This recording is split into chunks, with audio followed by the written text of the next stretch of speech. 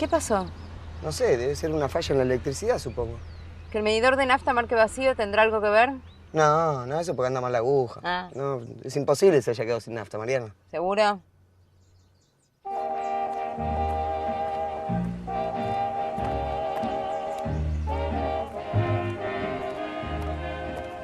Marian, ¿sabes una cosa? Cuando venía para acá se me ocurrió algo interesante. Esta situación sirve para explicar la esencia de una planta termoeléctrica. Allí se utilizan gas natural, derivado del petróleo o carbón mineral para generar electricidad. Igual que en un grupo electrógeno o el alternador de un auto. Claro, en un auto el motor de explosión se acciona por la nafta, por el gasoil o por el GNC. El motor, a través de una correa, hace girar al alternador, que es un generador de energía eléctrica que les da electricidad a todas las luces y aparatos del auto y que recarga la batería con energía eléctrica. Así, parte de la energía que se obtiene quemando la nafta para mover el motor se transforma en energía eléctrica que hace funcionar todo lo eléctrico que tiene el auto. El mismo principio se aplica, como pronto veremos, en una central termoeléctrica.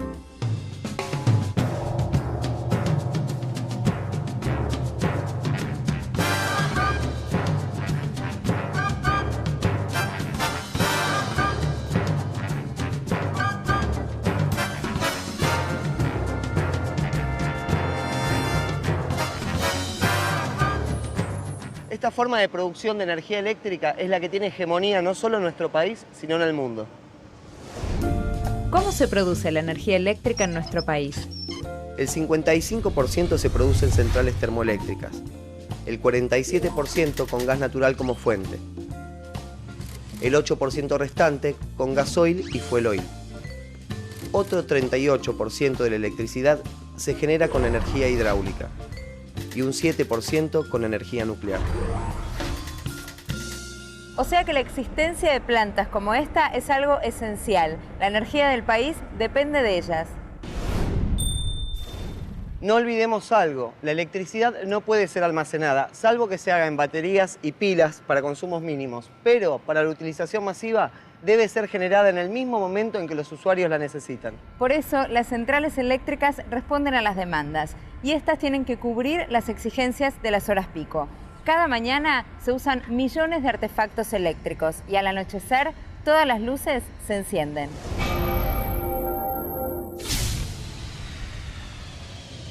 Para cubrir esa demanda variada durante las diferentes horas del día, existen distintos tipos de centrales eléctricas. La central que visitamos hoy es de base o principal. Entrega energía en forma permanente. Hay centrales de base que son termoeléctricas, otras hidráulicas y otras nucleares. Las centrales de punta cubren la demanda en los picos de consumo. Trabajan en tiempos más cortos. Sirven de apoyo a las centrales de base. También están las centrales de reserva, que deben estar listas para cubrir a las centrales de base cuando hay desperfectos o falta de recursos. Tienen que responder rápidamente. Y las centrales de última instancia, que son como las de reserva, pero móviles. Pueden ser llevadas en camiones, trenes o barcos. En Argentina hubo algunos pioneros de la luz. El vasco francés Etxepare Borda era odontólogo pero aficionado a la electricidad. Un 25 de mayo iluminó la plaza homónima con 2 lámparas de arco voltaico. El norteamericano Walter Castles, representando a la empresa Orange Electric, gestionó la concesión para alumbrado en Buenos Aires e instaló una usina en Montserrat, pero no le salió bien. Sin desanimarse, se fue a La Plata y allí instaló 200 lámparas. Así hizo que esta fuese la primera ciudad sudamericana alumbrada a electricidad. En dicha ciudad se construyó la primera central eléctrica del país. Para funcionar, las centrales termoeléctricas se alimentan de combustibles sólidos como el carbón mineral, líquidos derivados del petróleo y gaseosos como el gas natural. Y recordemos siempre que nada se pierde, todo se transforma. Lo primero que tenemos es calor, energía térmica. Se produce por la ignición de un combustible, gas natural, fuel oil o carbón. La caldera produce calor que se traslada a una turbina de vapor. Esta, al girar, transmite su rotación al generador, transformando la energía mecánica en energía eléctrica. Bueno, como dijimos, el ciclo de Carnot con cambio de fase presentaba dos inconvenientes muy importantes. Uno era la corrosión en los álabes de la turbina, ¿sí? Que se producía, ¿por qué? Porque en el punto 3 lo que teníamos era que a la salida de la turbina teníamos una mezcla líquido-vapor, es decir, que tenemos algunas gotas de líquido en un vapor de baja presión,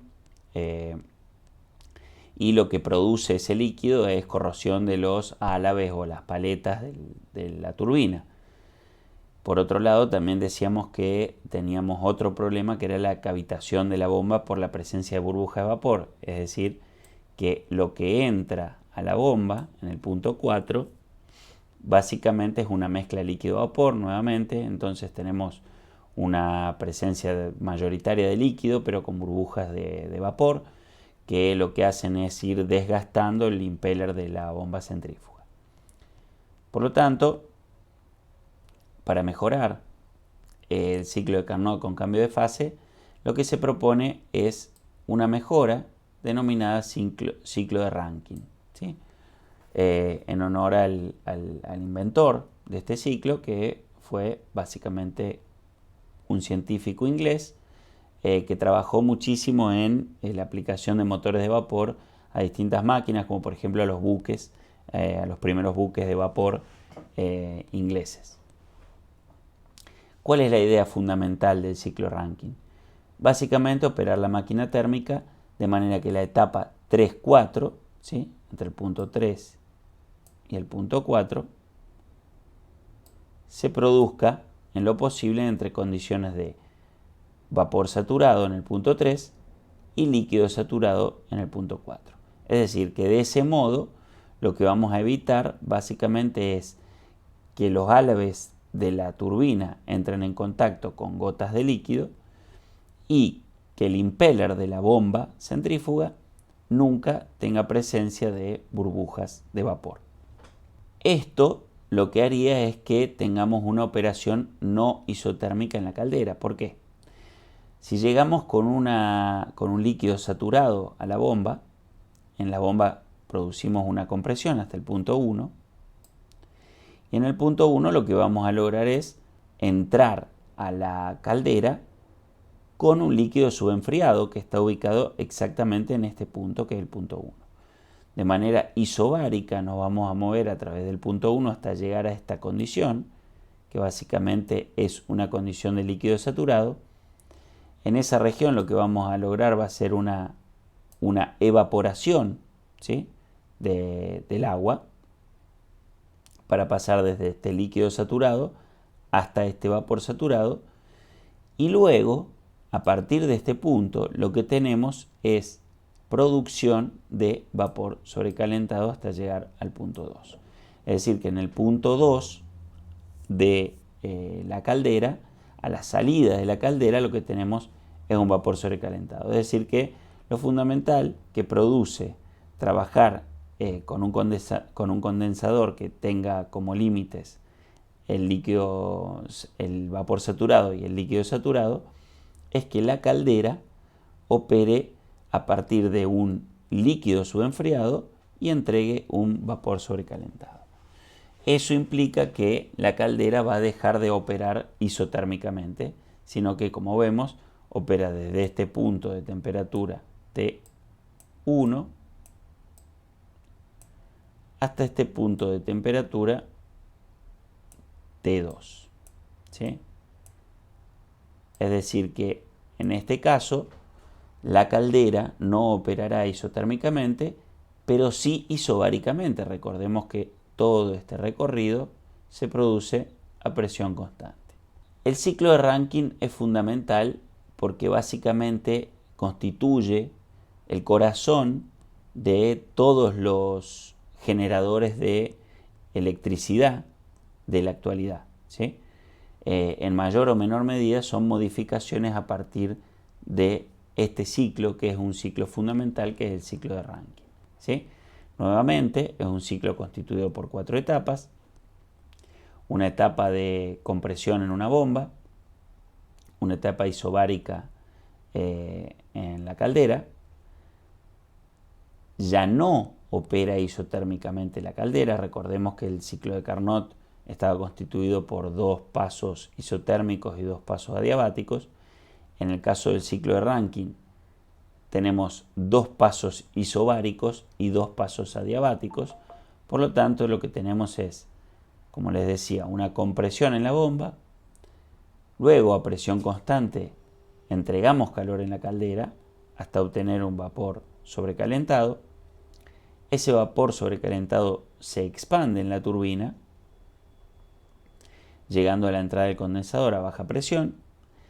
Y luego, desde el condensador, lo que sucede es básicamente que pasamos desde vapor saturado hasta líquido saturado, ¿sí? Esto lo podemos ver en una gráfica de presión-volumen, donde lo que tenemos es, en este paso, lo que sucede en el condensador, es decir, a una condición de baja presión, pasamos desde el vapor saturado hasta el líquido saturado. Luego tenemos una compresión aproximadamente adiabática entre el líquido saturado y un líquido subenfriado. Luego entramos a la caldera y lo que tenemos es un paso de isobárico desde un líquido subenfriado hasta un vapor sobrecalentado, y desde este punto lo que tenemos es una expansión adiabática en la turbina entre un vapor sobrecalentado y la salida de la turbina, que es básicamente un vapor saturado. Nuevamente, la turbina entrega una cantidad de trabajo, ¿sí? Y a la bomba tenemos que entregarle nosotros trabajos al sistema. Por lo tanto, el trabajo neto será la resta entre el trabajo que produce la turbina y el trabajo que le entregamos en la bomba, ¿sí? De igual modo, el calor neto va a ser el calor que entregamos en la caldera para pasar desde un líquido subenfriado hasta un vapor sobrecalentado, menos el calor que entrega el condensador, que básicamente es la diferencia de entalpía entre el líquido saturado y el vapor saturado, que es lo que sucede en el condensador. En una gráfica temperatura-entropía tenemos exactamente los mismos pasos. Nuevamente, este paso, que es un paso isotérmico completamente, que es lo que sucede en el condensador, ya que pasamos desde un vapor saturado hasta un líquido saturado. Luego tenemos un paso de compresión adiabática en la bomba. Luego, en este punto, lo que tenemos es que entramos con un líquido subenfriado a la caldera, y aquí se produce isobáricamente el paso desde un líquido subenfriado hasta un vapor sobrecalentado, que está ubicado en este punto donde la temperatura es muy alta, y lo que tenemos es básicamente una única fase. En ese punto entramos a la turbina, y en la turbina se produce la expansión de manera isentrópica, ¿sí? Ya que es una turbina adiabática y reversible. Como les decía, el ciclo Rankine es el corazón de todas las centrales térmicas de producción de electricidad. En este caso lo que tenemos es una central térmica, por ejemplo, operada a carbón. En la Argentina tenemos algunas centrales térmicas operadas a carbón, fundamentalmente en el sur del país, donde lo que tenemos es que una cierta cantidad de carbón pulverizado se mezcla con una determinada cantidad de aire, se quema, y esta quema de este carbón lo que produce, opera dentro de la caldera, y lo que hace es aumentar la temperatura para pasar desde el líquido subenfriado hasta el vapor sobrecalentado. Los gases de combustión se eliminan a la atmósfera. Luego, este vapor sobrecalentado opera la turbina, se produce la expansión, esta turbina mueve un generador de electricidad, y ese generador de electricidad está conectado a la red de distribución domiciliaria de electricidad. Ahora bien, nosotros podríamos cambiar la metodología para generar el vapor sobrecalentado a partir del líquido subenfriado en la caldera, por ejemplo, a través de una central nuclear, ¿sí? ¿Qué es lo que hacemos? En un determinado reactor nuclear, lo que hacemos es básicamente tenemos dentro del reactor nuclear un circuito de agua, ¿sí?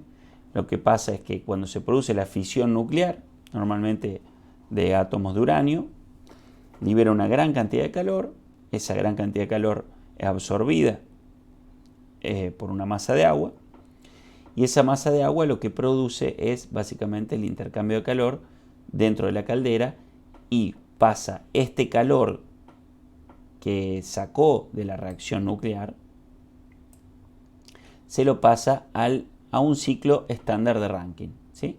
Donde ese calor pasa en la caldera a la corriente de agua de este segundo ciclo, ¿sí? Vemos que este es un segundo ciclo, ¿sí? Por lo tanto, este calor que se obtuvo mediante la reacción de fisión nuclear de átomos de uranio pasa en la caldera a este segundo ciclo, ¿sí? Donde también tenemos una mezcla de líquido y vapor de agua, y lo que logramos es pasar desde un líquido subenfriado nuevamente hasta un vapor sobrecalentado. Ese vapor sobrecalentado entra a la turbina, en la turbina se produce la expansión, esa expansión en la turbina genera el movimiento de un generador eléctrico, luego el vapor saturado se condensa, ¿sí? Para obtener nuevamente el líquido saturado, ¿sí? Y lo que tenemos es las conocidas torres de enfriamiento, ¿sí? Que lo que hacen es simplemente circular agua fría para pasar desde el vapor saturado hasta el líquido saturado del ciclo de Rankine. Otro tipo de central térmica que utiliza energías renovables es la central térmica de energía solar, ¿sí? ¿Qué es lo que hacemos? Básicamente, nuevamente integramos dos ciclos, ¿sí? Un ciclo con un determinado aceite sintético, ¿sí?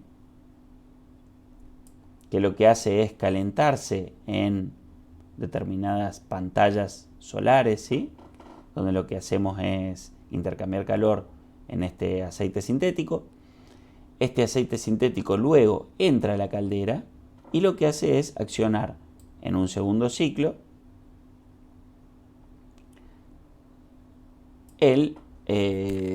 la caldera de un ciclo de Rankine, ¿sí? Un ciclo estándar de Rankine. Es decir, que el calor que se obtiene de captar la radiación solar calienta aceite sintético, y ese aceite sintético le transmite ese calor a el agua que forma parte del ciclo de Rankine, para transformarlo desde un líquido subenfriado que tenemos a la entrada de la caldera a un vapor sobrecalentado que tenemos a la salida de la caldera. Luego ese vapor entra a una turbina donde se produce la expansión. Esa expansión mueve un rotor que está conectado a un generador de electricidad, ¿sí? Es decir, que lo que estamos viendo es que simplemente podemos acoplar distintos ciclos, que voy a llamar acá ciclo 1, ¿sí? Donde lo que hacemos es aprovechar distintas fuentes que me generan una determinada cantidad de calor, y esa cantidad de calor la vamos a aprovechar para intercambiar calor con el líquido o el vapor de agua en la caldera de un ciclo Rankine que opera básicamente con agua, ¿sí? Es decir, que ya hemos visto centrales térmicas de carbón, centrales térmicas nucleares. Ahora vemos que también se puede usar centrales térmicas de energía solar. Acá vamos a ver una foto de una central térmica solar en Dubái, ¿sí? Donde son preferentemente ubicadas las centrales térmicas solares. Bueno, básicamente en regiones donde tenemos alta densidad de radiación solar, ¿sí? Como por ejemplo en Dubái, ¿sí? Tenemos un régimen de lluvia muy bajo, muy escaso, ¿sí? Entonces tenemos básicamente cielo despejado la mayor parte del tiempo. Esa radiación solar la podemos utilizar para calentar un circuito de aceite que luego será utilizado para hervir, ¿sí? agua en una caldera que luego será utilizada para generar un ciclo de Rankine. Por último, una última alternativa es una central geotérmica. ¿Qué es lo que hacemos? Aprovechamos el calor de ciertas capas terrestres que tienen mayor cercanía con el magma, ¿sí? Donde lo que logramos es tener alta temperatura. Entonces tenemos un primer ciclo, aprovechamos el calor del magma, calentamos esta agua que inyectamos, agua u otro fluido, ¿sí? Ese calor lo aprovechamos para utilizarlo, ¿dónde? Nuevamente en la caldera, para nuestro segundo ciclo, que básicamente es nuevamente un ciclo de Rankine, ¿sí? Donde lo que hacemos es aprovechar este calor que obtuvimos del magma de la Tierra para calentar una corriente de líquido subenfriado hasta convertirlo en vapor sobrecalentado. Luego ese vapor sobrecalentado lo inyectamos a la turbina se produce una expansión, esa expansión mueve las aspas de la turbina y eso está conectado a un generador eléctrico y luego lo que obtenemos aquí, que es un vapor saturado, lo ingresamos a un condensador donde a partir de una corriente de agua fría, que es básicamente lo que dice acá, una torre de enfriamiento, lo que hacemos es intercambiar calor a presión constante para nuevamente obtener un líquido saturado que entra a la bomba y así comenzamos el ciclo nuevamente. Donde tienen sentido la instalación de este tipo de centrales geotérmicas, básicamente en las regiones donde tenemos, por ejemplo, aguas termales, ¿sí? En la Argentina existen muchos territorios que tienen aguas termales, tanto en la zona de Entre Ríos, en las zonas cordilleranas, ¿sí? Donde se podrían instalar centrales geotérmicas aprovechando el calor de la cercanía del magma, ¿sí? Esta, por ejemplo, es una central geotérmica en Islandia. Bueno, bien, ¿cómo hacemos cálculos a partir de esta nueva idea que es la propuesta del ciclo de Rankine? Hacemos cálculos de eficiencia tal y como las veníamos haciendo antes, es decir, comparamos el trabajo neto respecto del calor neto que se consume en el ciclo, y esto recordamos que era igual a 1 sobre el calor que hay que entregar en el condensador respecto del calor que se entrega en la caldera. El trabajo neto, nuevamente sabemos que es el trabajo que nos entrega la turbina menos el valor absoluto del trabajo que debemos entregarle nosotros al sistema en la bomba, ¿sí? Y ahora bien, ¿cómo calculamos cada uno de estos trabajos? Bueno, los trabajos se calculan a partir de las siguientes fórmulas. En la turbina lo que necesitamos calcular es la entalpía de la corriente de salida de la turbina respecto a la corriente de entrada, ¿sí? Es decir, que el valor de H de salida de la turbina menos el valor de entrada, de entalpía de entrada a la turbina, lo debemos obtener a partir de ¿qué? De tablas de vapor, ¿sí? Entonces nosotros, conociendo las condiciones que tenemos acá, por ejemplo, de presión y temperatura o distintas alternativas de condiciones que van a ver en el práctico, podemos calcular cuál es la entalpía, ¿sí? De este punto, que normalmente para un ciclo de Rankine ideal debería ser un vapor saturado, ¿sí? Y la entalpía de entrada a la turbina, básicamente lo que necesitamos saber es a qué temperatura y a qué presión sale el vapor sobrecalentado de la caldera, ¿sí? Para el condensador pasa básicamente lo mismo, lo que necesitamos es saber cuál es la entalpía de entrada del condensador y cuál es la entalpía de salida del condensador, y básicamente la de entalpía de salida es la entalpía del líquido saturado y la entalpía de entrada es la del vapor saturado. Los cálculos para la bomba, ¿sí? Necesitamos saber la entrada de la bomba, sabemos que es el líquido saturado, ¿sí? Que sale del condensador, y la salida de la bomba es un líquido subenfriado. Por lo tanto, lo que tendremos que hacer es algún tipo de cálculo para estimar la entalpía del líquido subenfriado, que ya lo veremos más adelante. Por último, en la caldera, una vez que calculemos ese líquido subenfriado que sale de la bomba, podremos calcular con las condiciones de entrada de la turbina, que normalmente es un dato que se entrega en el problema, dada una presión y una temperatura, podremos calcular la entalpía de la salida de la caldera menos la entalpía de la entrada, que la podremos calcular a partir del trabajo de la bomba. Como les decía, el trabajo consumido al bombear un líquido resulta despreciable frente al trabajo entregado por la turbina. Es decir, normalmente lo que vemos acá, este trabajo de la turbina es muchísimo mayor que el trabajo que le entregamos nosotros a la bomba. Por lo tanto, tenemos que el diferencial de la entalpía es diferencial de U más P por B, y esto es T diferencial de S más B diferencial de P, y como operamos en un proceso adiabático dentro de la bomba, sabemos que este término se puede eliminar, y lo que nos quedaría para un proceso adiabático reversible isentrópico es que en la bomba el diferencial de la entalpía es B diferencial de P. Es decir que el delta H, si nosotros integramos esto, lo podemos considerar B por delta P, ya que podemos considerar que B, que es el volumen molar del líquido saturado, es prácticamente el mismo que el B del líquido subenfriado. Es decir, cuando tenemos ambas integrales y podemos sacar el B fuera de la integral, significa que estamos considerando este volumen como constante.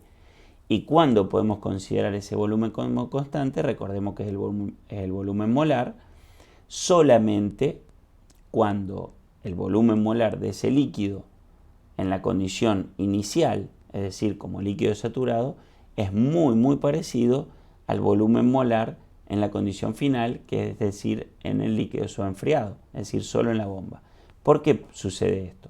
El volumen molar de un líquido entre la saturación y cualquier condición subenfriada prácticamente no cambia, porque los líquidos son incompresibles, es decir, que su densidad prácticamente no cambia, o su volumen molar no cambian con el aumento de la presión. Por lo tanto, si nosotros sabemos cuál es la variación de presión en la bomba, es decir, cuál es la presión de la caldera y cuál es la presión del condensador, y sabemos cuál es el volumen del líquido saturado, tranquilamente podemos calcular el delta H en la bomba. Por otro lado, como el volumen molar de los líquidos es bastante pequeño, normalmente se da que el trabajo que nosotros entregamos al sistema en la bomba es mucho menor que el trabajo que nos entrega el sistema en la turbina, ¿sí? Por lo tanto, el rendimiento de la máquina térmica termina siendo el trabajo de la turbina menos el trabajo de la bomba sobre el calor que se entrega en la caldera, pero es aproximadamente el trabajo de la turbina sobre el calor que se entrega en la caldera. ¿Por qué? Porque este trabajo es mucho más chico que el trabajo en la turbina.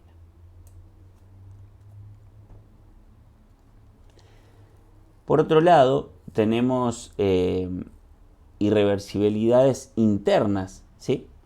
Que están relacionadas a la eficiencia de la turbina y minoritariamente a la eficiencia de la bomba, ¿sí? Es decir, la turbina puede funcionar mediante un proceso irreversible, haciendo que no sea estrictamente isentrópica. Acá lo que vemos es que en un gráfico temperatura-entropía, lo que podemos ver es que entre el punto 2 del vapor sobrecalentado, al expandir, si fuera estrictamente isentrópica, caeríamos al punto 3. Sin embargo, como hay irreversibilidades internas, es decir, en la turbina se producen pérdidas, por ejemplo, que no haya buena lubricación en el eje y distintas condiciones que generan que no sea estrictamente isentrópico y adiabático, podemos caer desde el punto 2 al punto 3, a un punto de mayor entropía respecto al punto 3'. ¿Por qué? Básicamente porque al haber irreversibilidad, lo que se genera es un delta de entropía positivo. Eso sucede cuando hay irreversibilidades internas en la turbina. Eso es importante porque entonces la turbina puede tener una cierta eficiencia. Esa eficiencia de la turbina compara el trabajo que entregaría una turbina isentrópica con el trabajo que entrega una turbina real, ¿sí? Una turbina que no opera de manera isentrópica. Entonces, calculamos la eficiencia de la turbina como el cociente entre el trabajo real, es decir, el trabajo que se produce para pasar desde el punto 2 al punto 3, respecto del trabajo si fuera isoentrópica la turbina, es decir, el trabajo que entregaría esa turbina si operase entre el punto 2 y el punto 3'. Recordemos que siempre el máximo trabajo posible se produce cuando camino es un camino reversible. Sin embargo, entre 2 y 3, entre el punto 2 y el punto 3, el camino no es reversible, sino irreversible. Por lo tanto, el trabajo real entre el punto 2 y el punto 3 será menor al trabajo de una turbina reversible, es decir, isentrópica. Es decir, que lo que necesitamos es calcular H3 menos H2, que es básicamente el trabajo real, sobre H3' menos H2, que es el trabajo ideal. Es decir, que nosotros necesitaremos condiciones, es decir, saber datos, que ya lo veremos en el práctico, saber datos para calcular cuál es la condición de salida real y cuál es la condición de salida ideal, ¿sí? Ya que normalmente el punto 2, es decir, las condiciones de entrada a la turbina, son un dato del problema. Aquí quiero remarcar que por favor pongan mucha atención en no confundir la eficiencia de la turbina con la eficiencia del ciclo completo. La eficiencia de la turbina se produce por irreversibilidades internas que están relacionadas directamente al equipo turbina, que no puede aprovechar todo el trabajo como trabajo ideal, es decir, no puede operar de manera reversible. Sin embargo, la eficiencia del ciclo tiene que ver totalmente con otra cosa, es decir, es cuánto trabajo puedo extraer a partir de cuánto calor debo entregarle yo a mi nodo, a mi ciclo, a mi máquina térmica en la caldera. Por lo tanto, nunca confundan estas dos eficiencias, ¿sí?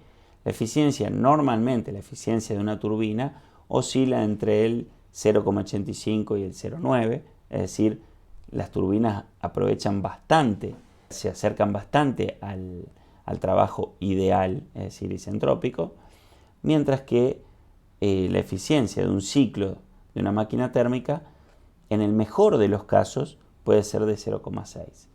Pero en la gran mayoría de los ciclos de Rankine estarán en 0,4, 0,3. Tengan mucho cuidado en no confundir estas dos eficiencias.